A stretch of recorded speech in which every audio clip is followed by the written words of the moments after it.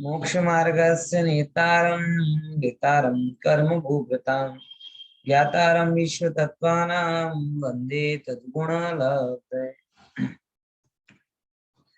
तत्वार सूत्र 9वें अध्याय पर जो रुक रुक कर अपनी चर्चा चल रही है, उसमें कल एक रुकावट हो रही और एंड टाइम पर अपनी क्लास कैंसिल हुई। लेकिन अब क्या करें, ऐसा होता है कई बार। तो वो तो अपने हिसाब से चलेगी चलेगी, जितना है उसमें अपने को अधिकतम लाभ लेना है। बराबर। कल जो चर्चा हमारी हुई थी शुरू, मतलब लास्ट क्लास में, उसके आधार पर एक बात जो तय की थी कि हमको हमको सभी को, एक सेकंड, क्या हुआ, बंद हो गया? हाँ चालू है ना, एकदम स्क्रीन चालू छे। गायब। हाँ मैंने कहा एकदम गायब हो गया क्या? हाँ ચાલુ છે। ચાલુ છે, સરસ। તો મુદ્દા એટલું હતું છે કે 9મા અધ્યાયમાં, જેમ કે આપણે ખબર જ છે કે સમિતિ ગુપ્તી આદિની ચર્ચા છે, બરાબર। અને સમિતિ ગુપ્તી નું જે વર્ણન છે, એ સમિતિ ગુપ્તીનું વર્ણન માં ખાસ ધર્મનું શું બેનિફિટ છે, એક એક વસ્તુ જે સંવર निर्जरा कारण કીધી છે, ખ્યાલ છે ને? किस किस को संवर निर्जरा का कारण बोला है? सगुप्ती, समिति, धर्म, अनुपेक्षा, परिचय और चारक। अब जो एक एक चीज की क्या इंपॉर्टेंस है, ये अपन थोड़ा समझ रहे हैं स्लाइड दर स्लाइड। उसके अंदर ये बात ख्याल में आई कि समिति बहुत जरूरी है, गुप्ती भी बहुत जरूरी है। धर्म क्यों जरूरी है, इसके बारे में वहां क्लियर कहा कि धर्म इस लोक और परलोक में हितकारी बंधु है, बराबर, कल्प वृक्ष के समान है। मुक्त पर क्या कहते हैं, ये थोड़ा अपन समझते हैं। यहाँ से समिति का पालन हो गया और यहाँ से अपने को समझ, धर्म के पालन करने से क्या लाभ, ये मुद्दा अपना मेन चर्चा में आ जाए। अनुसंधान आपका क्लियर है कि 5 कारण बताए थे, गुप्ती, समिति, धर्म, अनुपेक्षा, परिचय और चारक, बराबर। अब इनमें से एक एक पालन करना क्यों उपयोगी है? तो इलोक और परलोक में हितकारी बंधु है। बंधु, देखो, लोगों को एक बंधु से मुझे याद आया कि हमारी अगर किसी पोस्ट यानी गवर्नमेंट ऑफिसर से या नेता से पहचान हो जाए, अच्छी खासी पहचान हो जाए, तो हम अंदर में बहुत ज्यादा कॉन्फिडेंस फील करने लगते कि नहीं करने लगते? क्या बोलते हैं, हमारी पहुंच तो ऊपर तक। पैसे वाले से पहचान हो जाए तो उसकी मित्रता का हमें इतना जोर होता है कि हम ये कहने लगते हैं यार कोई चिंता वाली बात नहीं, ये पैसे वाला है ना, ये संभाल, है ना।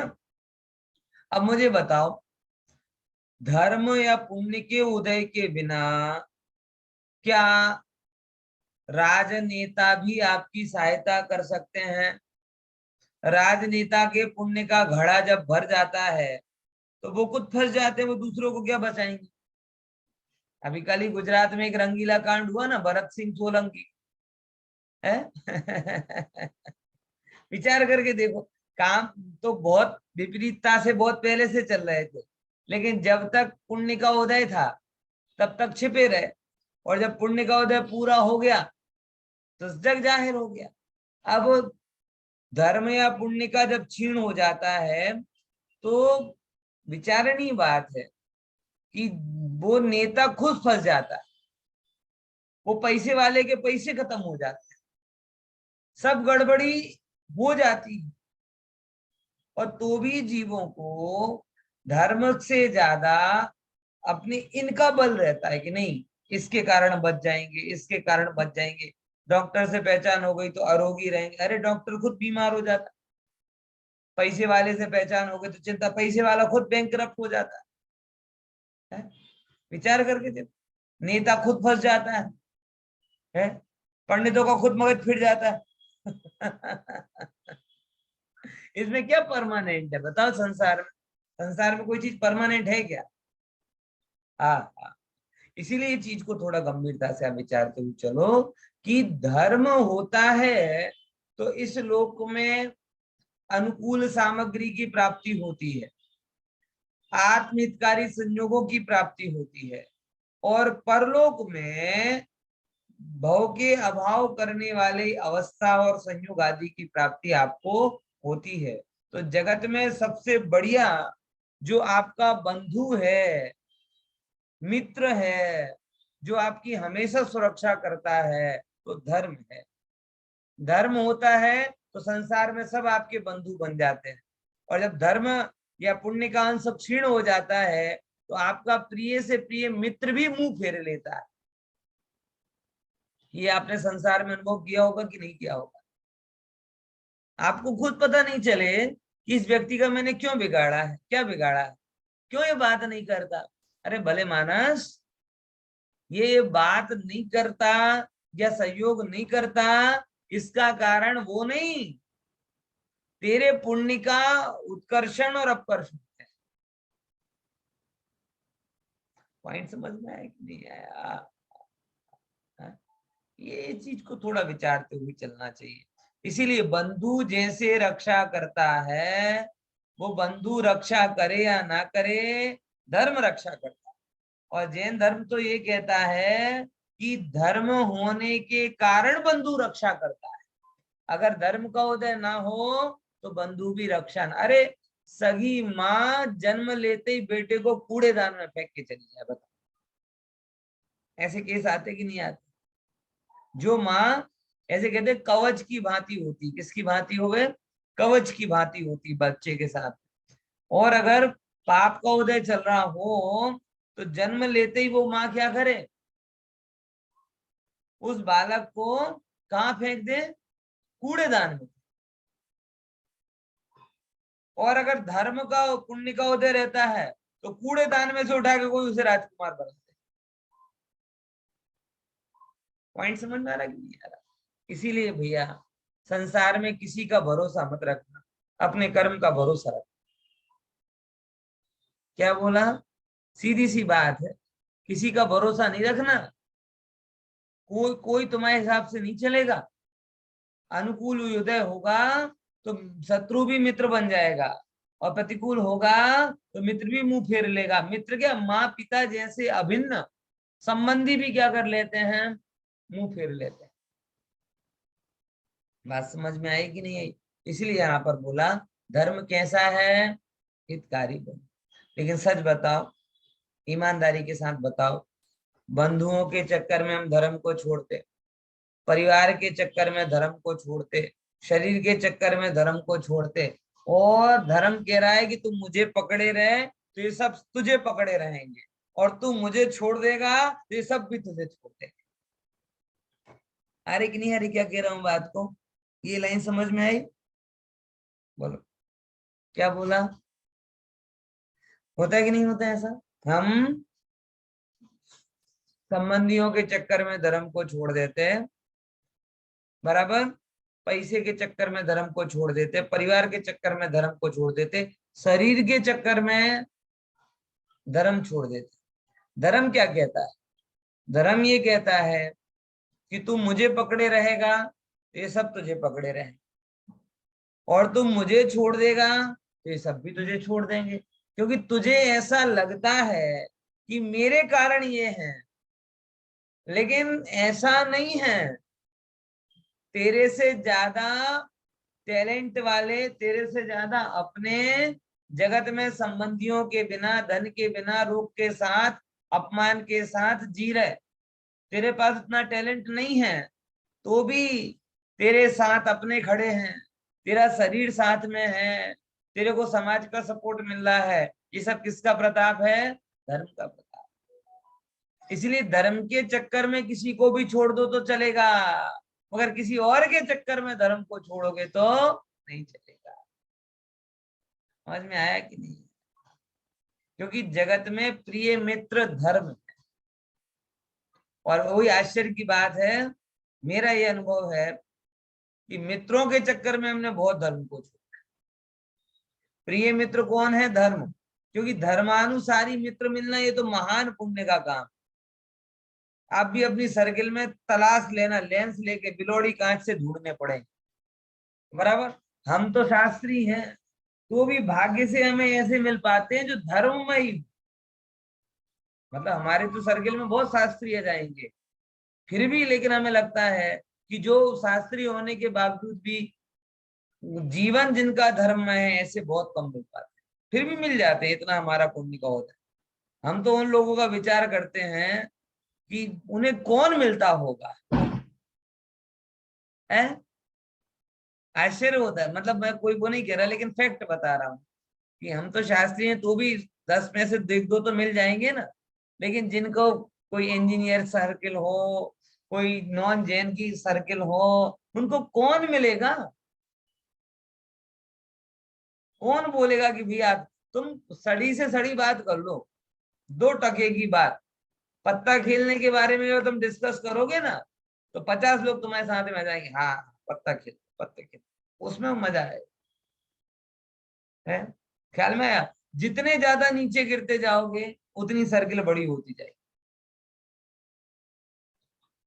फैक्ट है, इसमें कोई आश्चर्य की बात नहीं।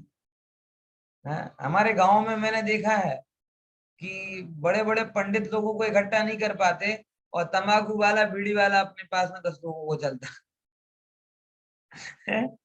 कॉलेज वॉलेज में भी देखते ना, जो सबको स्मोकिंग करा दे, जो सबको गुटखा वुटखा ये मावा वावा खिला दे, उसके साथ 4 से फोल्डर अपने आप चलते रहते हैं। क्या करेगा? बस वो ये करता है, चाय पिलाएगा सबको, सिगरेट पिलाएगा, गुटखा तंबाकू खिलाएगा, बराबर। समझ में आया? इतना मैंने देखा है, बाकी बड़े लोगों की सर्किल में और बड़ा फैल जाता होगा, वहां तक तो मैं पहुंचा ही नहीं, हो जाने की इच्छा भी नहीं। समझ में आया? जितने आप व्यसनों में लेकर चलोगे उतने ज्यादा लोग आपके साथ में रहे, और जितने कम आप मतलब होते जाओगे, तो व्यसनी सोचेंगे इसके साथ जाके करेंगे क्या। ना खाता है, और नरेंद्र मोदी का वंशज है, ना खाऊं छू ना खावा दऊ छू। इसको लेके मत चलो कहीं पे, हैरान कर देगा, ये नहीं खाते वो नहीं खाते हैं। मोदी का फॉर्मूला था ना खाता हूं ना खाने देता हूं, बराबर। लेकिन भाई मेरा एक खास निवेदन है कि एक भी मिले ना तो 100 की भीड़ से अच्छा है, बराबर। क्योंकि सच्चा मित्र तो वही जो आपको पाप से बचाए, धर्म में लगाए। जो पाप में लगाए वो काहे का मित्र? और ऐसा जगत में हमें एक ही मित्र लगता है, कौन सा?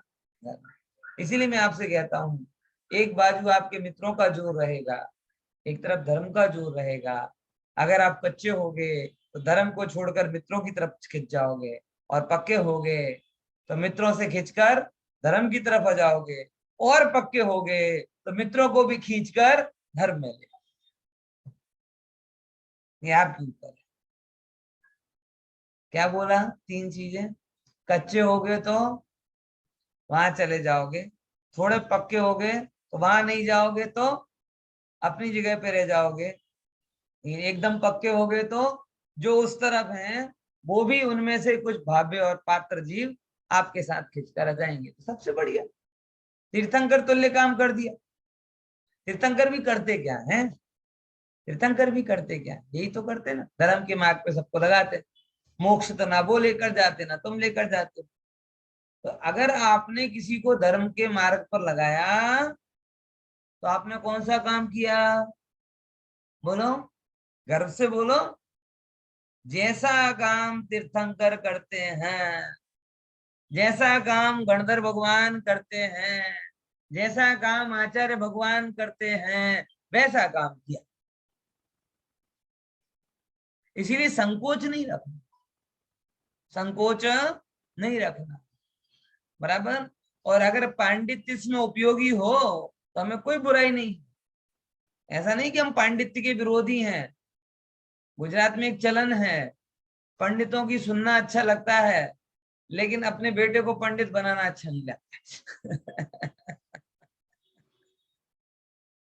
है, पंडित बनने चाहिए समाज में, वो एमपी से लाओ, लोगों को पढ़ाओ, और इतने अच्छी गुजराती सिखाओ कि वो गुजराती जैसे लगने लगे।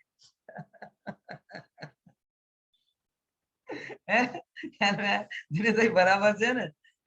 એવી ગુજરાતી શીખવાડો, એવી ગુજરાતી શીખવાડો કે ક્યાંકથી લાગે જ નહીં કે નોન ગુજરાતી છે, પણ મારો તો એકનો એક છે.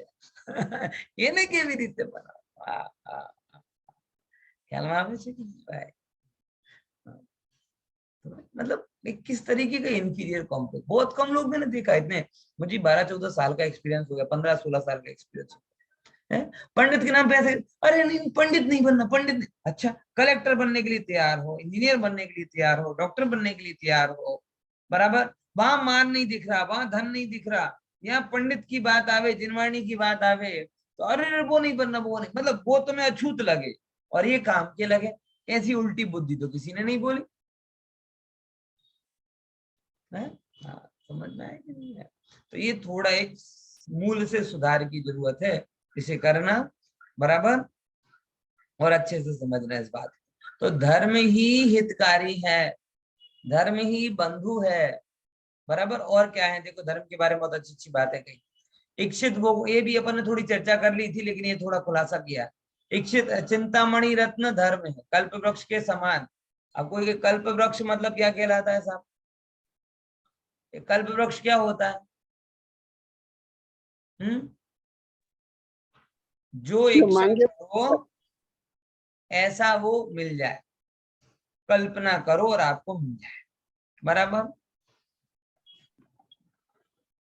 इसमें भी जगत की भ्रांति है. लोगों को लगता है कि भाई मेरी मेरी मेहनत से मुझे मिला, मेरी आवड़त से मुझे मिला, मेरी बुद्धि से मुझे मिला, ऐसा सबको लगता है, बराबर. लेकिन क्या कहें भाई, 50 प्रकार के उपाय करो, लेकिन अगर धर्म नहीं होता तो कुछ नहीं मिलता. और अगर जो अनुकूल प्राप्ति हो रही है वो भी इसके कारण ही हो रही है, बिल्कुल स्पष्ट समझना. आपके लॉजिक लगाने की जरूरत ही नहीं, क्योंकि आप देखो, अब मुकेश अंबानी का बेटा, वो भीम का कौन सा अंबानी है, आकाश है कि अनंत कौन सा है, ऐसा जाड़ा पाड़ा सा है. मतलब 10वीं पास होने की ताकत नहीं लगती मुझे तो उसमें. और उसके नीचे कितने काम करेंगे, बड़े बड़े MBA CEO, ये सब उसके नीचे काम करे. अब बताओ, आवड़त से होता तो उसकी क्या आवड़त.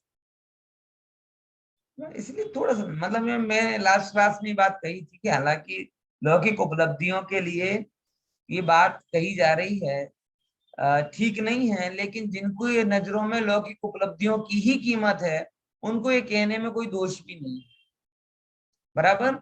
समझ में आया कि नहीं आया? तो उसको समझ लेना. कल्प वृक्ष के समान भोगों को दिलाने वाला है, मतलब चिंतित चिंतामणि रत्न है. ये सब ये है कि धर्म के चिंतन से किसी भी प्रकार के पर पदार्थ या विषय की चिंता की इच्छा ही नहीं होती, बराबर ना. अब देखो, पर जन्म में जाने के लिए धर्म पाथे के समान एवं शुभ करने के लिए मित्र के समान है. पाथे का क्या मतलब बताया था?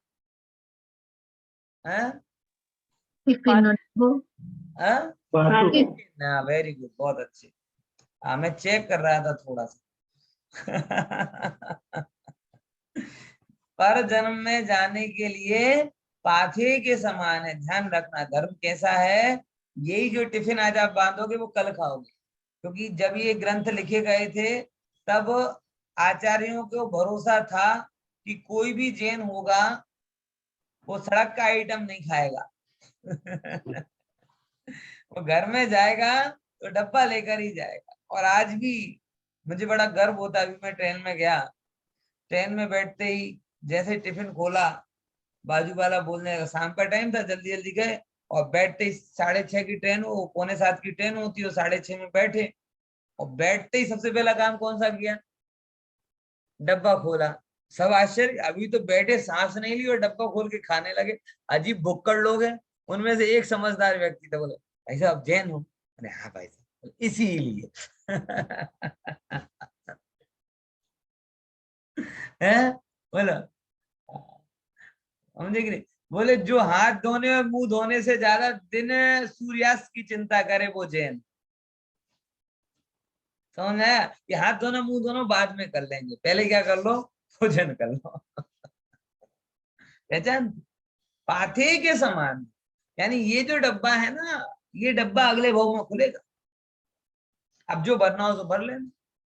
तुम्हें इस डब्बे को, वो क्या मिष्ठान का डब्बा रखाना है, गटर का डब्बा भरना है, जो बनाना है तुम्हारे ऊपर है। जो भरोगे वो अगले भाव में खुलेगा। फिर दोष मत देना कि मैं, हे भगवान मेरा ऐसा क्यों है, मेरा नसीब ऐसा क्यों है, मेरे के साथ ऐसा क्यों होता है। ये सब तुम्हारे पैक किया हुआ डिब्बा तुमको मिलेगा। मुंबई के डिब्बे वाले भले ही गड़बड़ी कर जाए, कर्म का डिब्बा गड़बड़ नहीं करता। जगत में पॉपुलर है ना कौन से मुंबई के डिब्बे वाले, सबका टिफिन बराबर पहुंचाते हैं, बराबर ना। तो मुंबई के डिब्बे वाले गड़बड़ कर जाए, जी धर्म का डब्बा गड़बड़ नहीं करता, कर्म का डब्बा गड़बड़, जो भरोगे वो मिलेगा। पत्थर भरोगे पत्थर मिलेगा, मीठा मिष्ठान भरोगे मिष्ठान मिलेगा, और अगर विष्ठा भर दोगे तो वो खिलेगी। फिर कल के दिन तुम दोष मत देना कि ऐसा क्यों नहीं। हम क्या कर रहे हैं, डब्बा पैक कर रहे हैं अभी, बराबर। रसोई बंद हो गई लेकिन डब्बा भरना चालू है।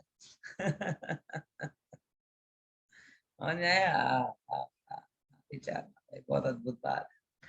चौथे नंबर पे क्या बोला, मुक्ति स्त्री को, ये मैंने बताया था ना कि सदा इसका पालन करते रहना।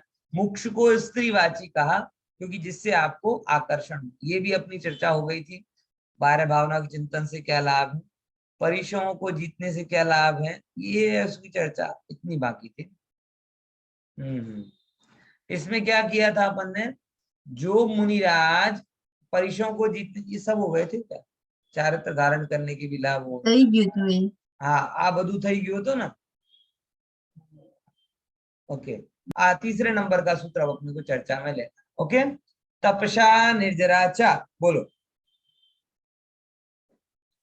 आवाज नहीं है। तपसा हाँ, निर्जराचा तपसा निर्जराचा।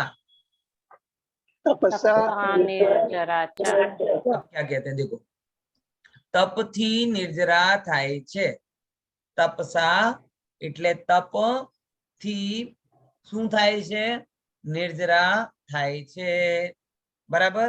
ચ ચા શબ્દ કહીને શું કહેવા માંગે છે કે निर्जरा તો થાય છે અને સંવર પણ થાય છે, એટલે મોક્ષના બધા કારણો આવી ગયા, निर्जरा પણ આવી ગઈ અને સંવર પણ આવી ગયો। તપસા निर्जरा चा, बराबर।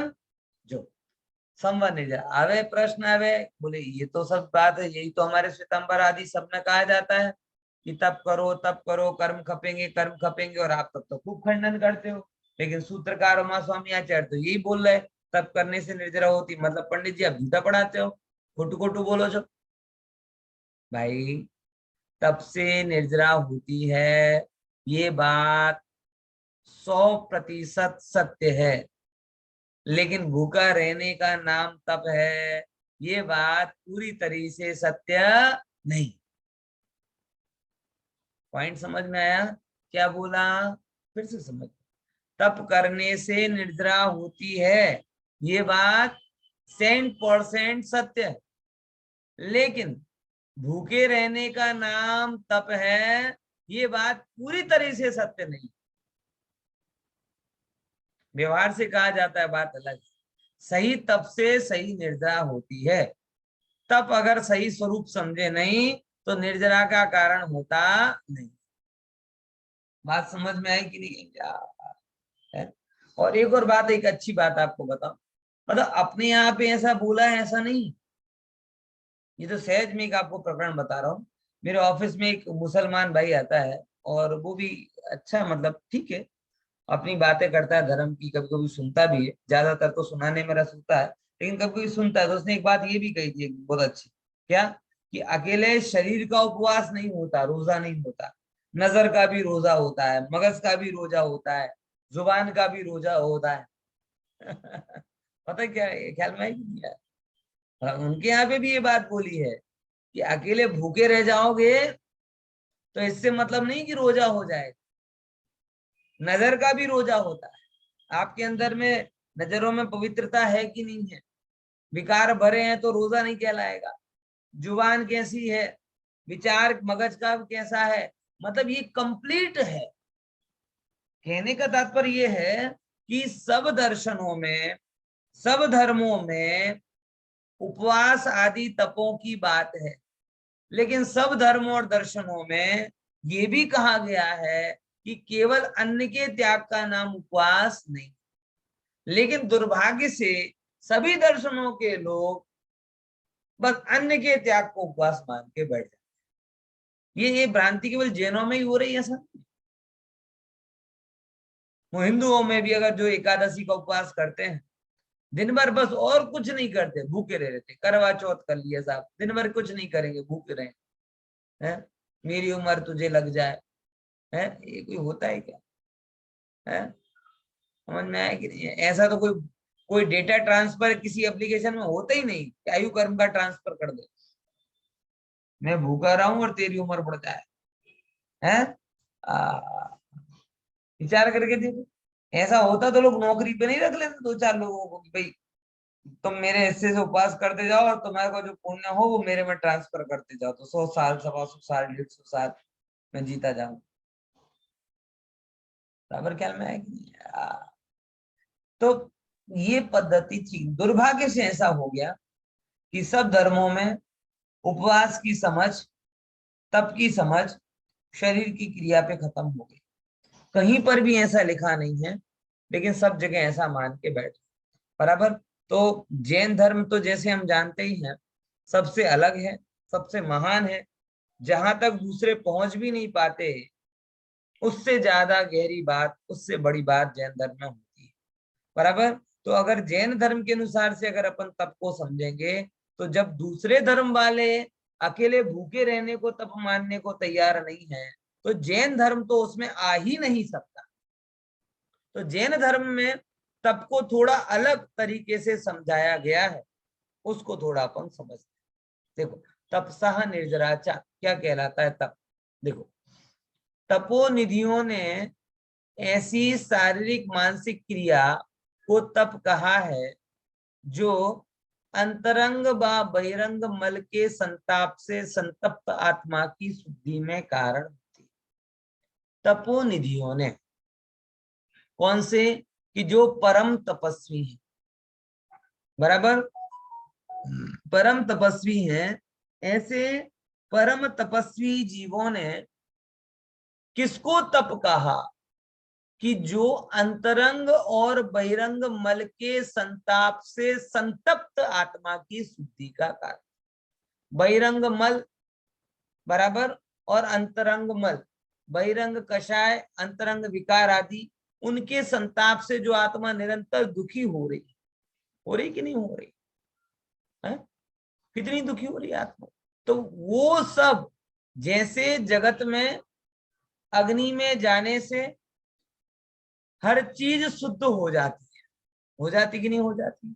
सोने में अशुद्धता हो, अग्नि में जाएगी, शुद्ध हो जाएगी। इवन देन आपको बताऊं, आपने शायद वो ग्रामीण जीवन जिया हो तो आपको पता चलेगा। पहले जब 2 नंबर के लिए बाहर जाते थे ना, बराबर, तो एक लोटा होता था, उसे क्या बोलते हैं, बराबर, वो लेकर जाते थे ना। तो मैंने देखा है मेरे गांव में, वो लोटा भी जो आप शौच के लिए लेकर गए, उस लोटे को भी चूल्हे में, वो होता ना चूल्हा, उसमें डाल देते थे गर्मी में, तो उस लोटे को आप रूटीन के काम में यूज कर सकते। ऐसा देखा है क्या? इतने ज्यादा बर्तन तो नहीं होते थे गांव वालों के पास में कि 10-10, 5-5 प्रकार के, तो वो वहां पे भी उपयोग होता था, यहाँ पर भी उपयोग हो जाता। आप विचार करके देखो, वो चीज जो 2 नंबर में लेकर गए वो कैसे भोजन में यूज हो जाती थी, लेकिन अग्नि का बल के भरोसा था। किसका भरोसा था? अग्नि का के बल का भरोसा था। और इसके कारण वो अशुद्ध चीज जो कि मलमूत्र के त्याग में उपयोग की थी, उस वस्तु को भी भोजन के साथ में उपयोग कर लिया। किसके बल से? अग्नि के बल से। अग्नि के अंदर ऐसी कुदरती सामर्थ्य हमेशा से है। हाँ बोलो। સ્ટેરલાઇઝ થઈ જાય ને એવી રીતના? હા એ જ છે એકચ્યુઅલમાં, એ આજે પણ જે પેલા જે નીડલ ઇન્જેક્શન ની જે સિરિંજ વગેરે જયારે આ પહેલી નહોતી ચાલતી તો કેવી રીતે કરતા હતા બધા બધા હા એમાં કરી લેતા હતા ગરમ કરતા હતા પાણીમાં બોઇલ કરતા હતા તે સારું થઈ જતી એટલે આવી તાકાત છે इसीलिए तप को तप कहा है तपाने वाला मगज को तपाने वाला नहीं मलिनता को तपाने वाला आजकल लोगों का एक ऑब्जर्वेशन रहता है मेरे ऑफिस में एक बहुत बड़े तपस्वी थे रोज बेसना करते थे बराबर लेकिन दुर्भाग्य से हमेशा तपे हुए रहते थे तो सब लोग कहते जे વધારે તપ કરે ને તપેલા હોય એના મગજ કેવો હોય તપેલો જ હોય तप करनारा लोग को तपेला अरे भाई वो तपेले मगज को दूर करने के लिए तो तप किया जाता अंतरंग मल है ना क्रोध क्या है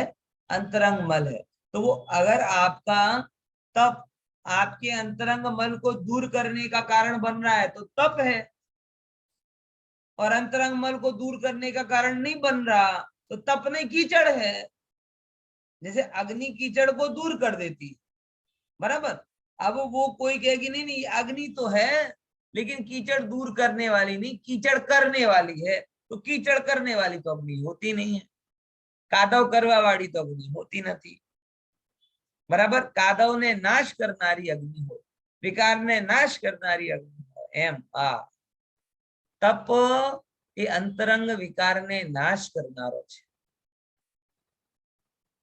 દુર્ભાગ્ય છે લોકો ઉપવાસ કર્યા પછી જીમમાં જઈને વેટ નાપે હા સરસ 10 કિલો ઓછો થઈ 5 કિલો ઓછો થઈ એટલે વેટ ઓછો થાય એમાં ઇન્ટરેસ્ટ હોય કર્મ ઓછા થાય એમાં ઇન્ટરેસ્ટ નથી હોતો અને હું તો ક્લિયર કટ કહું છું મોટા ભાગે જેટલા લોકોને હું જાણું છું જે તત્વથી દૂર છે અને જગતમાં તપ તપ કરે એ બધાનો મેનલી ઇન્ટેન્શન શેનો હોય સારું થોડું ઓછું થાય તો સારું અને એક તો કઈ પણ દે આટલા એકાસન કરીએ છીએ પંડિતજી આખા ચોમાસા એકાસન કર્યા ઠામકું વજન ઉતર્યો હોય તો પતી ગયો વજન તો ઉતર્યો નહીં કર્મોનું વજન વધી ગયું કઈ વજન ઉતર્યો નહીં એટલે તમને શા માટે કરો છો પછી વાત કરે ઓ ખોટો નીકળી ગયો તો પછી ના ના આમ તો આપણે વજન તો ઠીક છે પછી ગુમાય મને ગુમાયા નીકળી ગયા હવે શું કરીએ પછી એમ લાગે પંડિતજી સામે કહી દીધું હવે પંડિતજી દાખલો આપી દે છે પંડિતજી રાખતા નથી પેટમાં કઈ ગમે ત્યારે ગમે તેનો દાખલો આપી દે છે પછી ગોલ ગોલ ઘુમાય ના ના આપણે તો જાણીએ છીએ આપણે તો આમ સમજીએ છીએ કે આમ ઈચ્છા રોકવા માટે તપ હોય ના ભજન પછી goal goal goal goal jalebi બનાવે લાંબી લાંબી ઠીક છે તો સીધો ખવડાવી દીધું ફાફડા તો સીધું ખાઈ લીધું તો જલેબી ખવડાવશો તો જલેબી ખાઈ લઈશું પણ અંદરમાં તો બધું પચી જ જવાનું છે ચિંતા નહીં કરતા ગોલ ગોલ પણ પચી જાય તો સીધો પણ પચી જાય બરાબર કેમ આવે છે અને એટલા માટે નામ નથી લેતો બરાબર એક વ્યક્તિ જ કહું છું જેમ કે તમે લોકો બહાર શોધવાના નહીં કોણ કહેતો હતો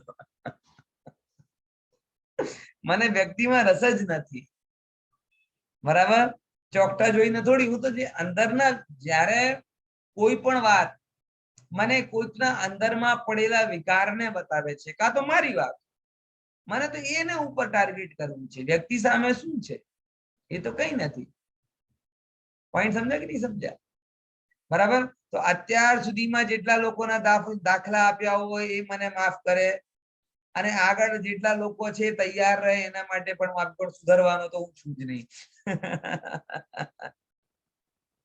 સમજ્યા કે નહીં સમજ્યા બરાબર હા ઘણા લોકો બહુ બીવે મારી સામે કઈ એમને એમ લાગે પંડિતજી હમણાં કહી દેશે અરે ભાઈ મારા કહેવાથી નહીં કહેવાથી કઈ ફરક પડતો નથી બરાબર આ વસ્તુનો હોવાનો અગત્યનો છે કહેવાનો કઈ અગત્યનો બરાબર સમજ્યા કે નહીં સમજ્યા અને તમે બધા કોઈ પણ હોય ને એ તો એક માધ્યમ છે અને થોડી કથા રૂપે પ્રસ્તુત કરું છું ને તો લોકોને થોડુંક જીવંત લાગે રિલેટ કરી શકો છો ડાયરેક્ટ પણ કહી શકું છું પણ એમાં તો થોડુંક વિરામ વાક્ય સાથે વાત કરીએ ને થોડુંક સમજવાનો ટાઈમ મળે.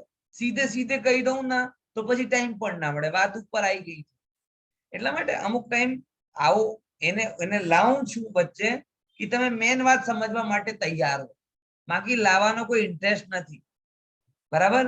જીનવાણીની વાત ચાલતી હોય તો જીનવાણીને સાઈડ કરીને કોઈ વ્યક્તિને મેઇન ટ્રેક ઉપર લાવવું, આ તો મોટી ભૂલ કહેવાય. બરાબર. એટલે એ તો થતો જ નથી. તો કોઈની પણ હું વાત કરું એ જીનવાણીને સપોર્ટમાં હોય તો જ કરું છું, જીનવાણીથી બહાર હો તો કરતો નથી. બરાબર. બરાબર. ખ્યાલ. ઠીક છે. તો એક વ્યક્તિ હતો.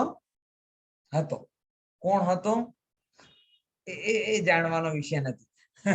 બરાબર. એટલે કહેવાનું મતલબ શું, મોટા ભાગે લોકોના તપ શા માટે હોય? અમુક લૌકિક સ્વાર્થ માટે. ભાઈ એ લૌકિક સ્વાર્થ પૂર્તિના મલ દૂર કરવા માટે તપ.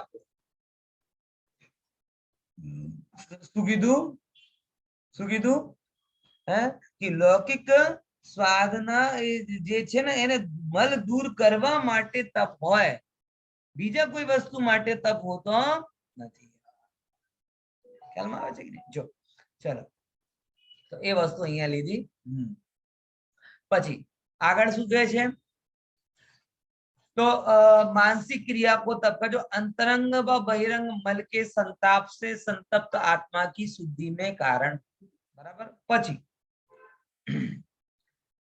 हाँ, ख्याति पूजा लाभ आदि की भावना को त्याग कर मुनीश्वरों के द्वारा कर्मों को क्षय करने के लिए जो तपा जाता है उसे तप कहते हैं. जो શું કીધું? ख्याति लाभ पूजादि चाह, ख्याति लाभ पूजादि चाह कि जो चीज ख्याति लाभ और पूजा आदि की इच्छा से किया जाता है वो तप नहीं. समझे? ख्याति हो, सारा जगत मुझे कहे परम तपस्वी महातपस्वी परम तपस्वी महातपस्वी, वो तप नहीं, वो तप नहीं. बराबर. तो जो ख्याति लाभ की भावना से किया जाए वो तप नहीं.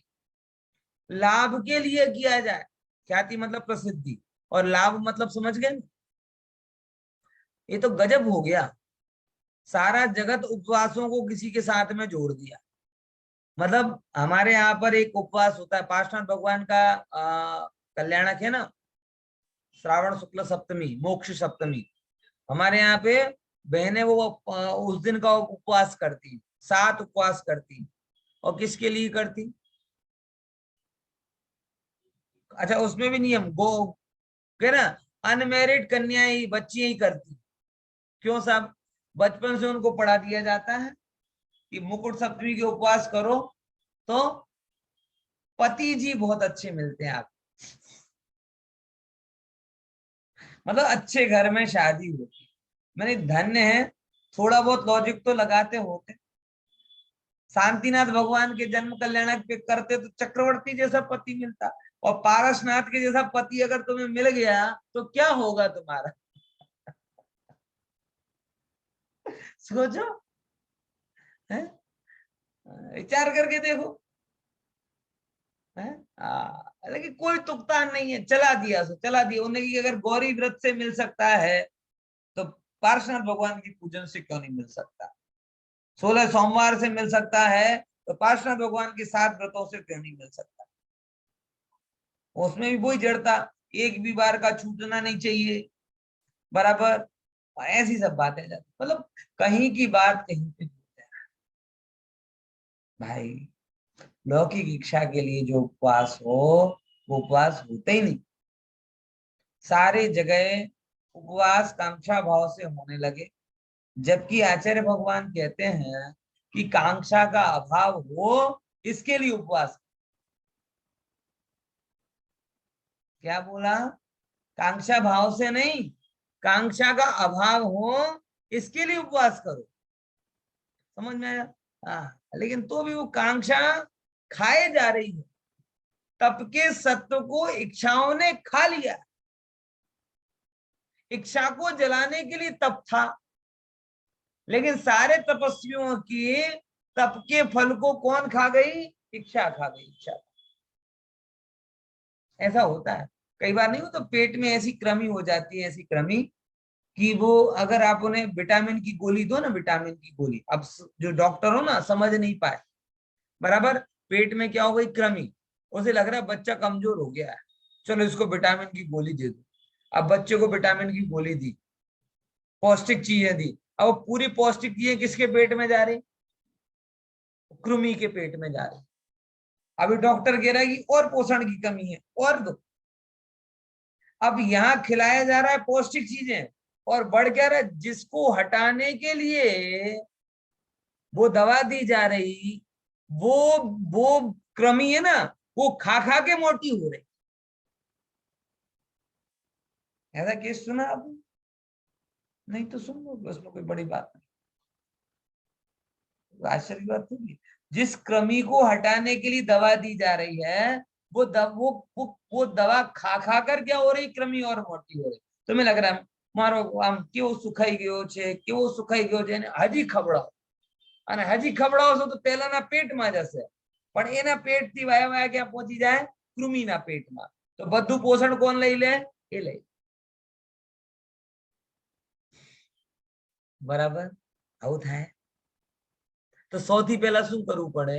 આ કૃમિને કાઢવું પડે। પોષણની દવાઈ પહેલા, પછી આપજો આ કૃમિ નષ્ટ થાય એની દવા પહેલા। બરાબર ને ખુશીબેન? કઈ દવાઈ પહેલા આપવાની? આ કોને હાજતાજો કરવાનું છે? છોકરાને એના અંદરમાં પડેલા કૃમિની, બરાબર। અને કૃમિ કાઢ્યા વગર પોષણની દવાઈઓ આપી તો કોના પેટમાં જશે? તમને દેખાય છે કઈ? છોકરાના પેટમાં, પણ જશે एक्चुअली ક્યાં? ક્યાં જશે? કૃમિના પેટ। અને જેના પેટમાં જશે એ મોટો તગડો થશે, અને તમારો છોકરો આમ જ રહેશે, શીખ્યો હડ્ડી પહેલવાન। એટલા માટે બોલો, શેની દવા? વિટામિનની દવા પહેલા આપવી કે પહેલા એને દૂર કરવાની દવા? ઓછી ખોરાક આપો, પણ જેનાથી કૃમિ સુખાય એવો કામ। તપ અંદરમાં માન ભાવ કાઢ્યા વગર તમે તપ કરશો તો તમને જગતમાં એમ દેખાશે કે હું બહુ તપ કરું, બહુ તપ કરું, બહુ તપ કરું, પણ એ બધી દવાઈ કોના પેટમાં જઈ રહી છે? કે જે માનને સુખાડવા માટે તપ કર્યો તો એ જ માન પુષ્ટ થતો જાય। બરાબર ખ્યાલમાં આવે? એટલા માટે પહેલા શું કરવું જોઈએ? પહેલા શું કરવું જોઈએ?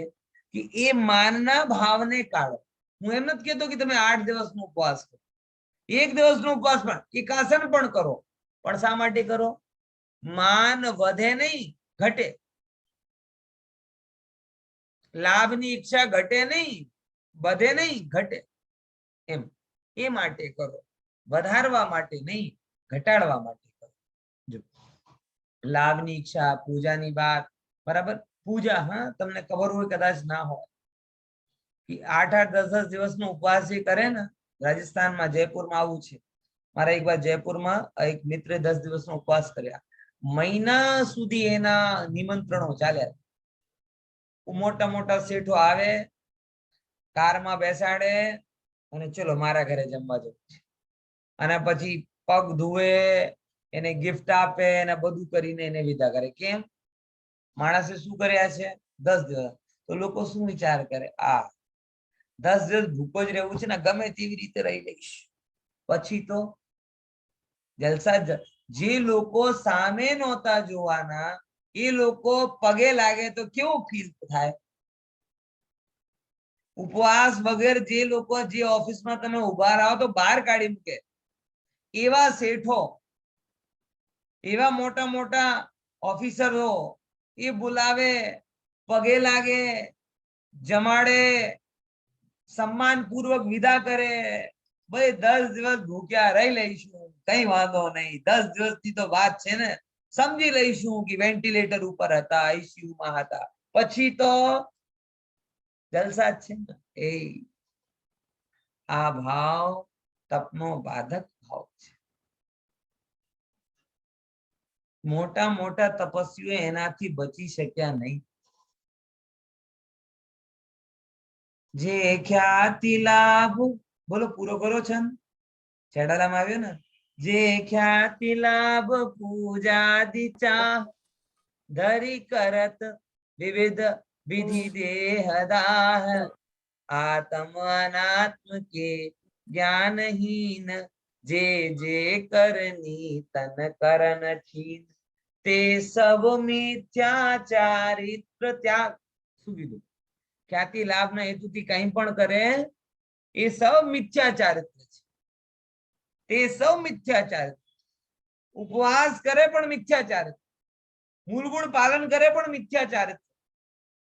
અમે નથી કહેતા, છેડાલાકાર કહે છે. બોલો. હા, સમ્યક દ્રષ્ટિને અચારિત્ર છે પણ મિથ્યાચારિત્ર નથી. અને આવા વ્રતી જે બહારના છે એ લોકોને ચારિત્ર તો છે નહીં, અચારિત્ર પણ નથી, પણ કેવો છે? મિથ્યાચારિત્ર છે. હવે ઘણા લોકો જે એક બહુ પ્રાથમિક પ્રશ્ન કહે છે, આપણા કરતા તો બહારના લોકો સારા, આપણા કરતા તો બહારના સારા, આવું કહે છે. ઘણી વાર આપણી વાત આવે, કોઈ બહારના વ્રતધારી હોય અને આપણે એક સામાન્ય ગ્રસ્તના જેમ જીવી રહ્યા હોય તો આપણા કરતા તો સારા. તો એ લોકો માટે એ જ કહું, ભાઈ ખાટા દૂધ કરતા છાસ સારો. શું કીધું? ખાટા દૂધ કરતા છાસ સારો છે. કેમ કે ખાટો દૂધ કઈ કામનો નથી, પણ એ છાસ હોય ને તો એનો કોઈ ગુણધર્મ છે. એમ જે શ્રાવક વ્યવસ્થિત જીવન જીતો હોય એ મિથ્યાચારિત્ર વાળા કરતા સારો છે.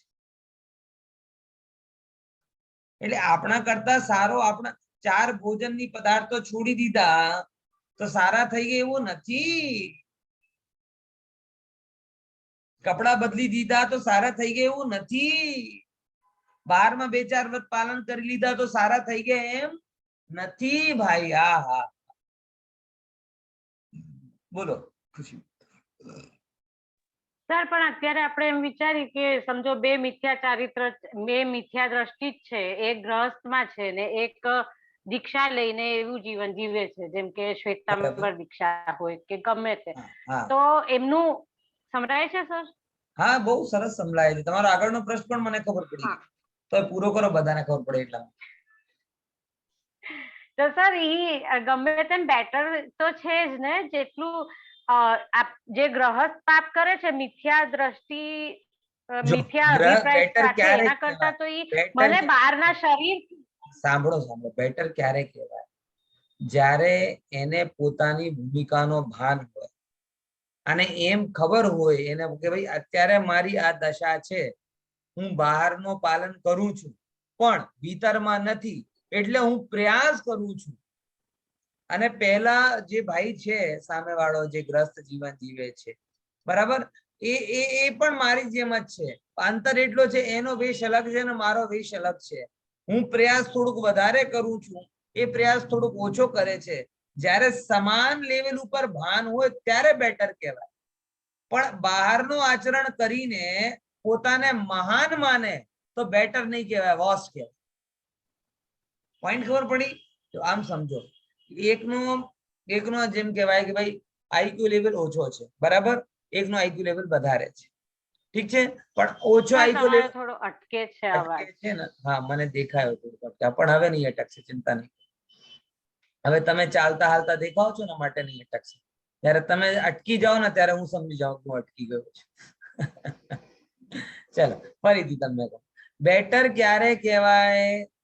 જ્યારે બહારનો વ્રત પાલન કરનાર એમ સમજે કે મારી દશા હજી એવી થઈ નથી જેવી હું દેખાઉં છું, પણ હું આવા બનવા માટે પ્રયાસ કરું છું. આ નિખાલે સ્વીકારોક્તિ આવે તો પ્રયાસને લીધે સારું કહેવાય, રિઝલ્ટને લીધે નથી. પોઈન્ટ સમજાય કે નહીં સમજાય? બે એંગલ છે. એક વ્યક્તિ, બંનેને એક જ લક્ષ્ય માટે જવું છે, એક થોડુંક વધારે પ્રયાસ કરે છે, એક ઓછો પ્રયાસ કરે છે, બંનેને લક્ષ્ય મળ્યો નથી. હા, તો આપણે એમ કહી શકીએ કે વધારે મહેનત કરનારો વધારે સારો છે ને ઓછો મહેનત કરનારો ઓછો સારો છે, પણ વધારે મહેનત કરનારો એમ સમજી લે કે મને તો પરિણામ મળી જ ગયો, મેં તો આઈએએસ માં 4 અટેમ્પ્ટ આપી દીધા એટલા માટે મને જોબ આપી દો, ચાલે? બોલો, મેં આઈએએસ માં કે કોઈ પણ જોબ માટે કોઈ એમ કે હું 6 સાલથી ટ્રાય કરું છું અને આ પહેલી સાલથી ટ્રાય કરે છે, બરાબર? તો 6 સાલથી ટ્રાય કરનારાને સારો આપણે ગણીએ, પણ કોઈ આમ કે જો હું 6 વર્ષથી ટ્રાય કરું છું માટે મને જોબ આપી દો, તો મળે? બેટર થઈ ગયું?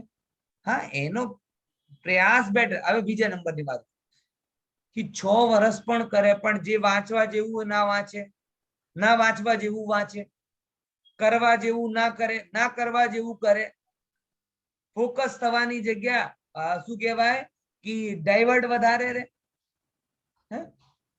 તો એ વ્યક્તિને તમે સારો એફર્ટ વાળો પણ નથી કીધું. કોક જગ્યા વધારે ટાઈમ સ્પેન્ડ કરવું, કોક વસ્તુના સંયોગમાં વધારે રહેવું, એનો એ કતઈ મતલબ નથી કે તમે એને વધારે સારી રીતે સમજો છો, બરાબર? ખ્યાલમાં આવે છે? એક મ્યુઝિક ક્લાસમાં એક સ્ટુડન્ટ હોય જે 1 કલાક માટે આવે અને એક પ્યુન હોય જે 10 કલાક નોકરી કરે, સારું ગાવું કોને આવડશે?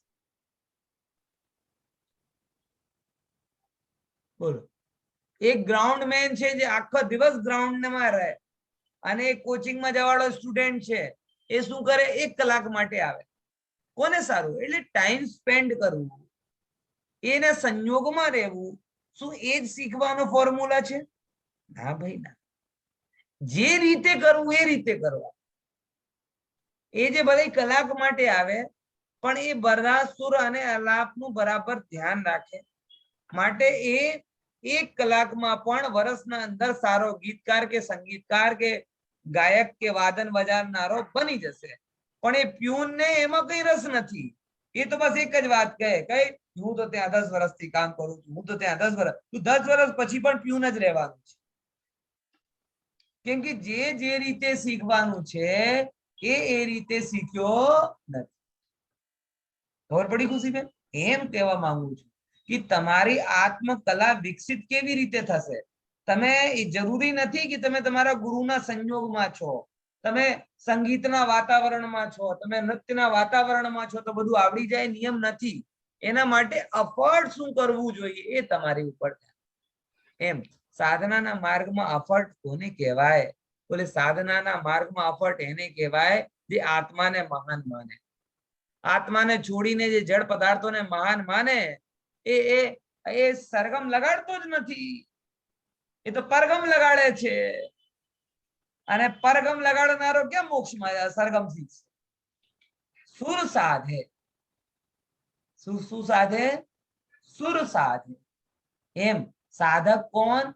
આત્માને સાધે, શરીરને સાધે એ સાધક નહીં. હા, શરીરને સાધવા વાળો સાધક બની શકે છે કે જે શરીરથી આત્માને સાધે, પણ આત્મા તો ખોવાઈ જાય, બરાબર? અને ઓનલી શરીરને અટકે છે. ગયો સર લાસ્ટ સેન્ટેન્સ કઈ સંભળાણો નહીં. હા, લાસ્ટ સેન્ટેન્સ ગયો કે છે. ક્યાંથી? શરીરને સાધનારો સાધકનો. હા હા હા, શરીરને સાધનારો સાધક નહીં, આત્માને સાધનારો સાધક હોય છે, બરાબર? શરીરને સાધનારાને પણ સાધક કહી શકાય, પણ ક્યારે? જ્યારે શરીરના માધ્યમથી આત્માને સાધવાની દ્રષ્ટિ રાખતો હોય, બરાબર? તો બહારની ક્રિયા કરનારો ગ્રસ્ત કરતા સારો થઈ શકે છે અને નહીં પણ થઈ શકે છે.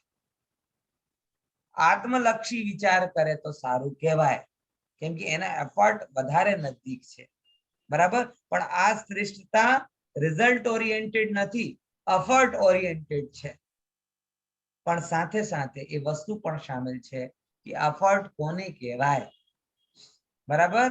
આત્માથી ઉપલબ્ધિ કરે આ નિયમ છે, તો આત્મામાં લગાડે તો એફર્ટ, પુરુષાર્થ, આત્માથી બહાર જાવે તો એફર્ટલેસ, બેકાર, બરાબર? ખ્યાલમાં આવે છે? આ વસ્તુ સમજી લે. ઠીક છે, ચાલો બિંદુબેન ખ્યાલમાં આવે ને? પહેલી વાર જોડાયા છો તો પણ આમ સમજ પડે છે ને? સારું. हाँ पढ़े छे समझ हाँ सारू पढ़े छे हाँ હવે જો પછી रत्नत्रय की प्राप्ति के लिए इच्छा को रोकने का नाम तप है बराबर કોને કહેવાય તપ કે રત્નત્રયની પ્રાપ્તિ માટે ઈચ્છાને રોકવું એનો નામ તપ છે શા માટે રત્નત્રયની પ્રાપ્તિ માટે ઈચ્છાને રોકવું એનું નામ તપ છે જો હવે શું કહે છે समाधि धर्मों में तप कहा जाएगा अतः संवर के हेतुत्व के सिद्ध होने पर तप का आवाज जरा चलो अपने नेक्स्ट क्लास में चर्चा में देखिए जय जिनेन्द्र जय जिनेन्द्र जय हिंद। जय जिनेन्द्र